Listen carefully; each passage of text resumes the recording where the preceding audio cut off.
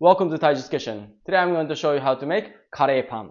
So I think this is a very Japanese invention of mixing curry and bread. We Japanese people like to kind of incorporate things and mix things. Somebody in Japan thought this would be interesting to put it together, and it was just a great success. Kareé pan is a very popular thing in Japan. You can find it pretty much any bakery in Japan, and they each have a kind of special thing. It's definitely not the easiest thing to make. It takes a couple different steps, but I'll guarantee the result is worth this effort. So I really do hope you give this a try yourself. Then, let's get started.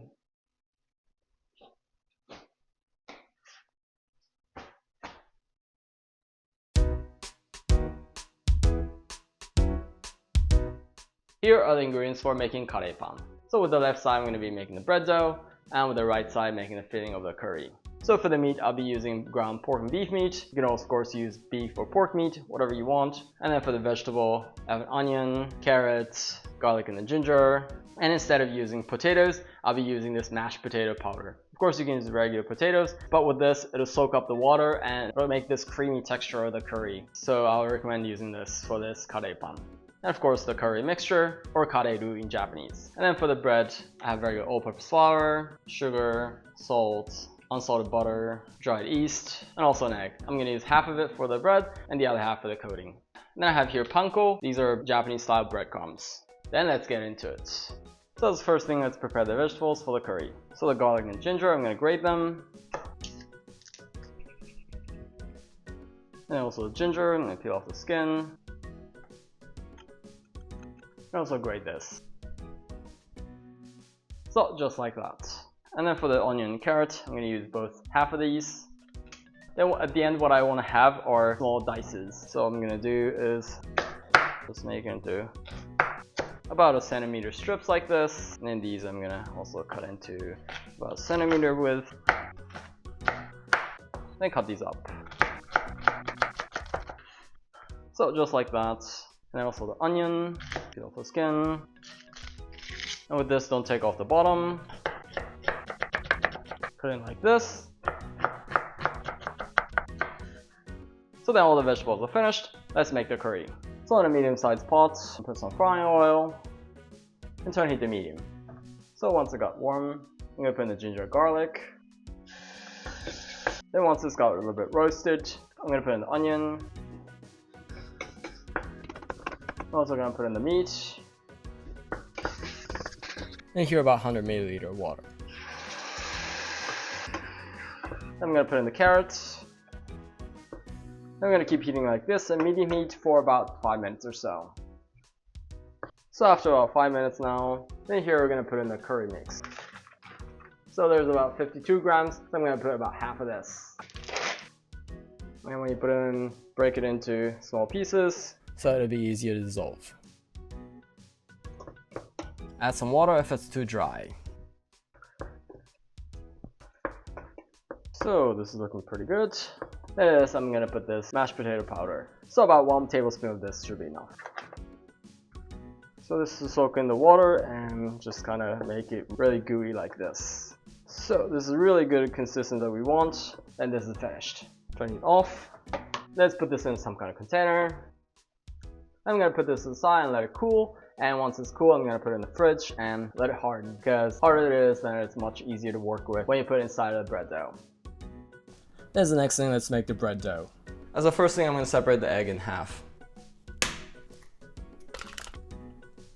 Just about that much. Then as the next thing, I'm going to separate the butter. For the bread, 20 grams. Perfect. And here I'm going to measure in 200 grams of all-purpose flour. Then there's about 20 grams of sugar. Then in this, I'm going to put in about 3 grams of dried yeast. Then here I'm going to put in about 90 to 100 milliliter of lukewarm water. Okay, then that's good.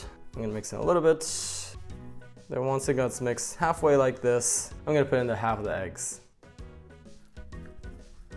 This, I'm going to add in 3 grams of salt.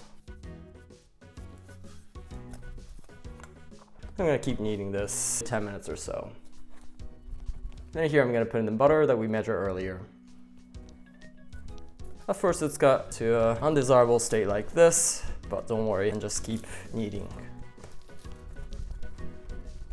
So then after about 10 minutes of good kneading, then this is finished.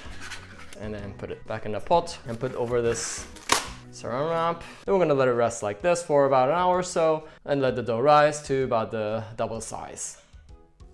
So an hour has passed. This has grown quite a lot. Then I'm gonna take this out. And I'm gonna flatten this. I'm gonna separate this into 6 equal parts. And then shape it out to a round shape like this.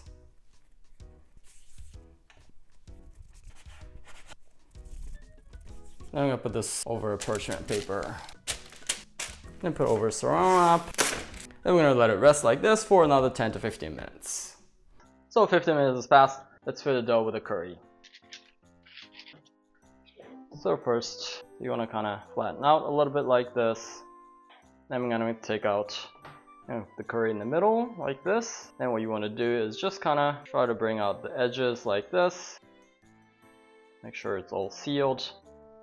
Just like this, and then try to kind of make this kind of oval shape. Then that's not flats. Flatten out. Put in the middle like this, and then just bring out the edges like this. Make sure it's sealed everywhere. And try to make this kind of signature shape of kareee pan.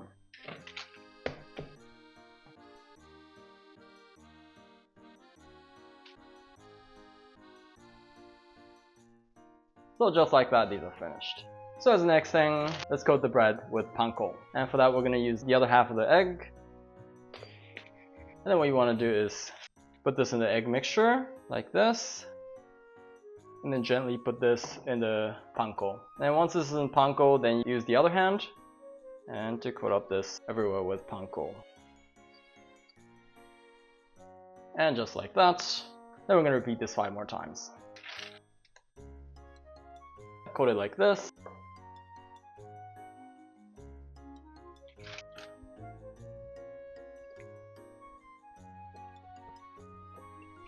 So with that, all 6 of them are coated. Then we're going to put over saran wrap again. Then we're going to leave it like this for another 15 minutes or so and let the dough rise. So 15 minutes has passed. The dough has raised a little bit. Then we're going to fry these. So then in a pot, I'm going to put in some frying oil. Then we're going to turn the heat to high. Then we're going to bring this to about 170 degrees. So now this has reached about 170 degrees. Then we're going to turn the heat to medium. Then let's fry them. I'm going to fry this in medium heat for about 4 to 5 minutes. And make sure you keep turning around so that it'll be fried evenly.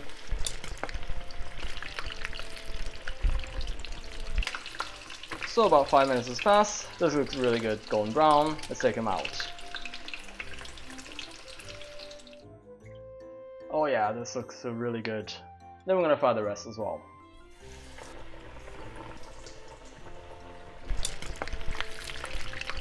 So another 5 minutes has passed. This is also looking really good, golden brown. Take it out.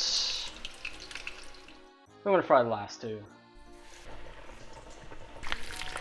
So again, this is turning also golden brown. Take it out. Then these are finished. Let's put on a plate. Let's see how they look inside. Oh yeah, that is so good. Then let's eat.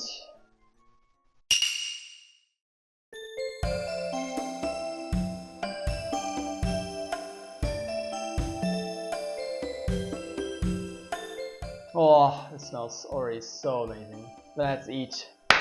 Itadakimasu. Oh, this looks amazing. Itadakimasu. Oh, so good. Oh, this is so good. The flavor of the curry just matches the bread so well, just like in Japan. So good.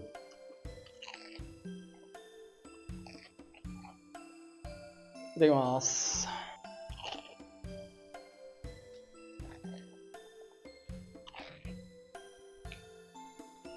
And even this is fried, it's not very heavy, it's very light. It'll be such a great snack, or also part of the meal.